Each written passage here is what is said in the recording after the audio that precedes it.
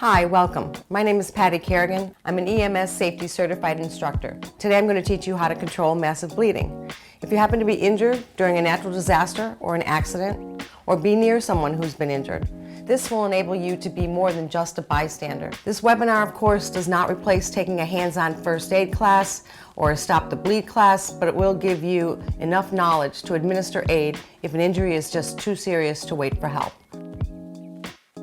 Stop the Bleed is sponsored by the Department of Defense, and it's aimed at civilian preparedness for massive hemorrhage. FEMA and the Department of Homeland Security analysts found that 40% of trauma-related deaths are due to bleeding, and the majority of those could have been saved if a bystander had only intervened.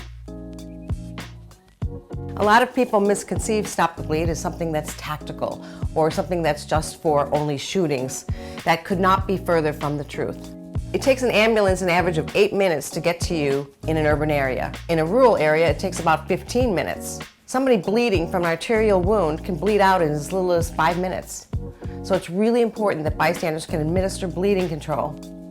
These types of injuries can happen from a chainsaw accident, car accident, being hurt in or after an earthquake. Most people at some point in their life are going to come across somebody that is severely injured. So it's good to have this training. More and more organizations are understanding the importance of having life-saving equipment available for public access and having their staff trained. Pictured here are the contents of your typical bleeding control kit. You have, of course, your nitrile gloves to protect yourself from bloodborne pathogens, trauma shears to cut away clothing, gauze, pressure bandages, a tourniquet, and a warming blanket. Some of these kits also have vented chest seals. That's to cover penetrating wounds to the torso, front or back. Instructions on how to use each item in a kit is usually available and should be reviewed long before you're actually in a rescue situation. If you do not have a trauma kit with you, there are still things that you can do to help, and we will talk about that in a bit. There are so many places in the body vulnerable to arterial and venous bleeds.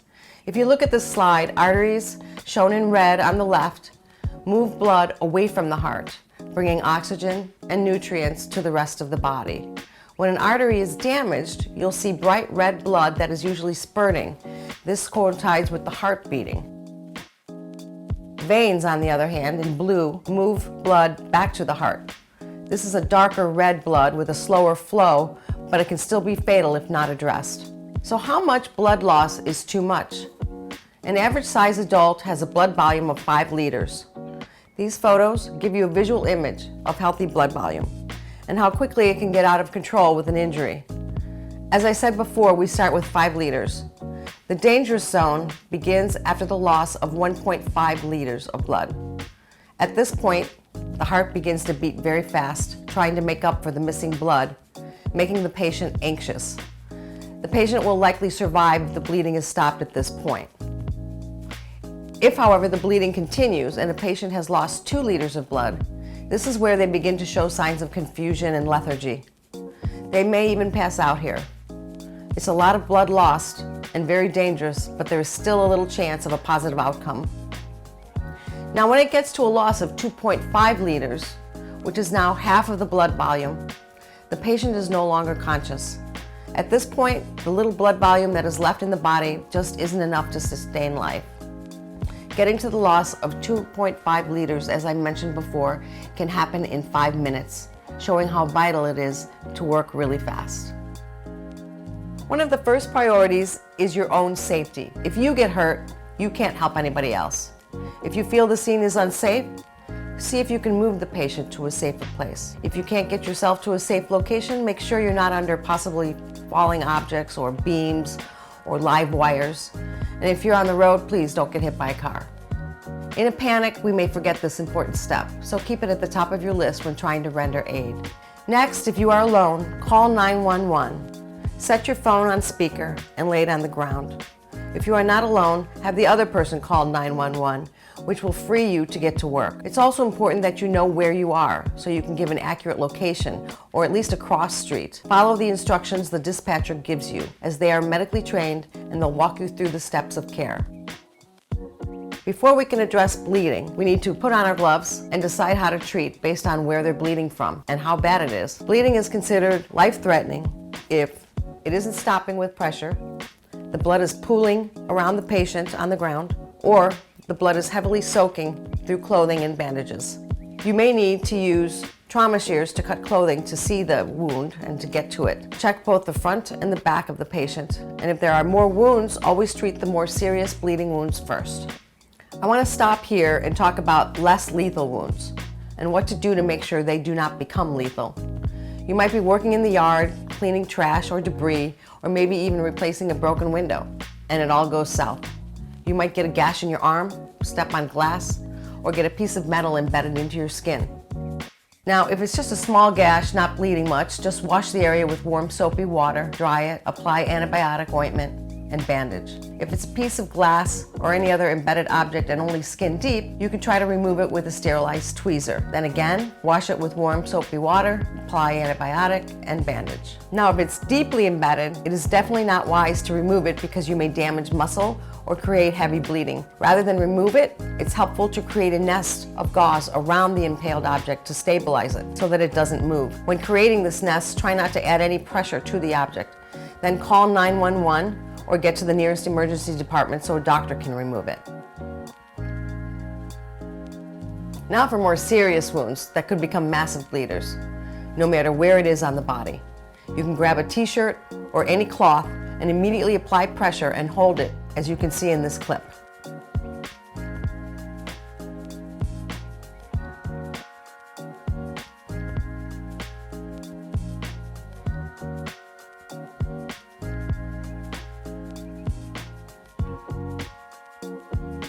If after a minute you see that it is not stopping and the bleeding is soaking through the cloth, then we have to take more aggressive action. If you don't have a kit, just keep applying pressure until help arrives. If you have a kit, we have more tools to use. Again, what you decide to use to treat a serious bleeding wound that isn't showing any signs of stopping depends on where the wound is. Massive bleeding on an arm or leg, use a tourniquet. Massive bleeding coming from the junctional areas, you're going to use gauze and a pressure bandage. Any open penetrating wounds to the torso, front or back, you will use a vented chest seal, and we'll talk about that in a little while. Limb wounds are the most frequent cause of preventable death. Why is that? Because people generally don't carry tourniquets, and using anything else doesn't always work. Now, if the limbs are bleeding only a little bit, then of course a tourniquet is overkill, and you'll want to just apply pressure. There are two main tourniquets you will see most often in bleeding control kits. The first one is the CAT tourniquet. The other is called the Soft T tourniquet. I am bringing this up because nothing else works like a professional tourniquet. Be careful of buying any knockoffs online on eBay or Amazon that look exactly like the name brand tourniquets because they have been proven to break when used. To apply a tourniquet, you want to slide the tourniquet up the limb at least 2 inches above the wound. Put it high and tight. You do not want to place it over a joint. Then after it's in place, you pull the strap so that it's tight. Turn the rod, secure the rod in the clip, and mark the time on the tourniquet. Watch this video to see how it's done.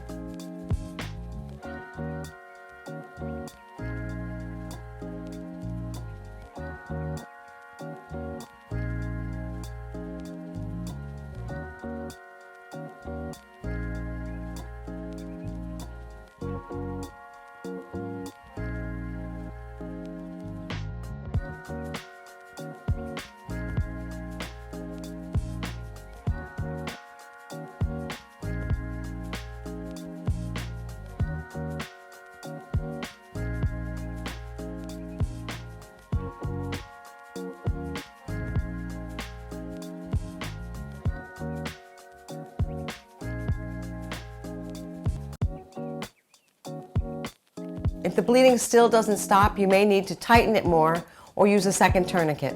Whatever you do, do not remove the tourniquet. That will be done by the emergency doctor. Next, we'll talk about bleeding from the junctional areas. If you do not have a trauma kit, again, grab a t-shirt or any cloth and compress and hold it until the bleeding stops or until help arrives.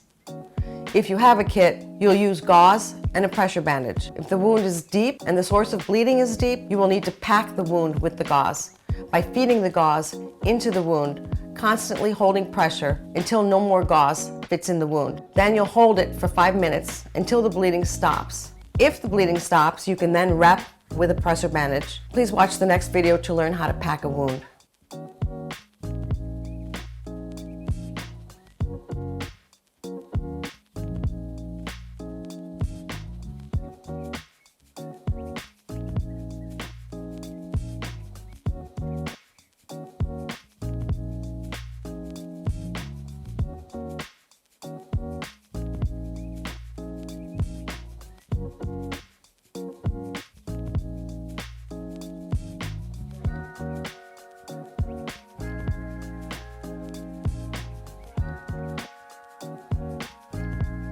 With penetrating chest or torso wounds, any holes must be sealed off from the outside environment, or air can enter the cavity, which places pressure on the lungs, and the lungs can collapse. This is referred to as a sucking chest wound. Whether you can hear or see that it's a sucking chest wound doesn't matter.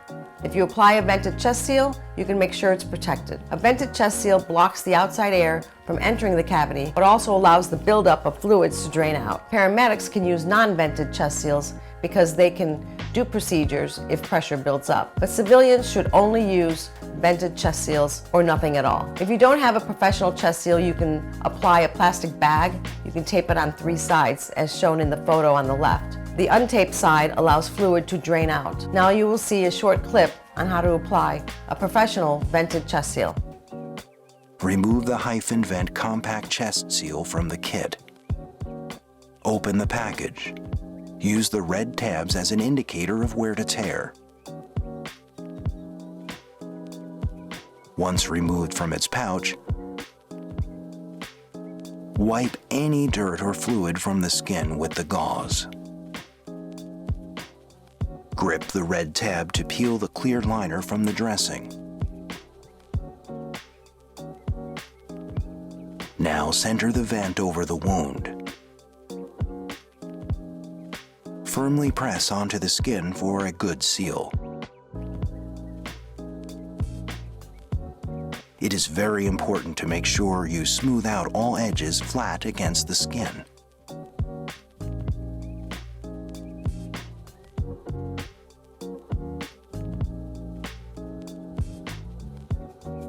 Assess the patient carefully on the front and back of the torso and under the armpit areas.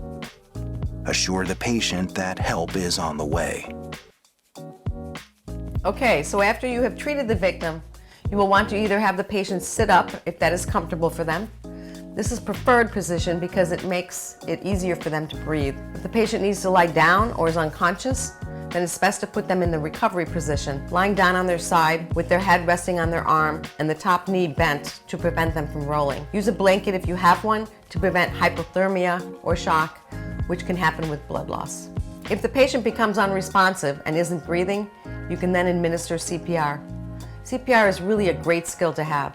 So if you've never taken a CPR class, I recommend that you do so, along with a Stop the Bleed class and any first aid class you are able to take. You never know when you might be the actual first responder.